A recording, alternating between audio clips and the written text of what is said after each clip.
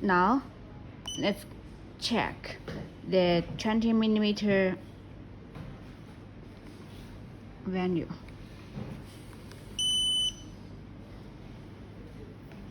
Let's check if the adjustment is correct or not.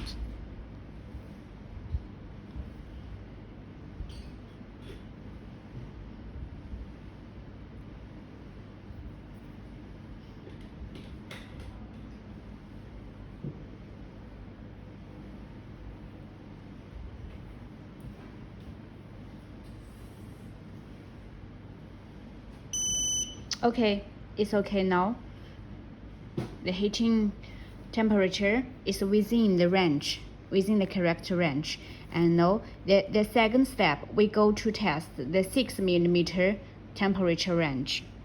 Okay, we select 6 millimeter and let's see the temperature here. But we wait a little bit to let the heater cool down fast.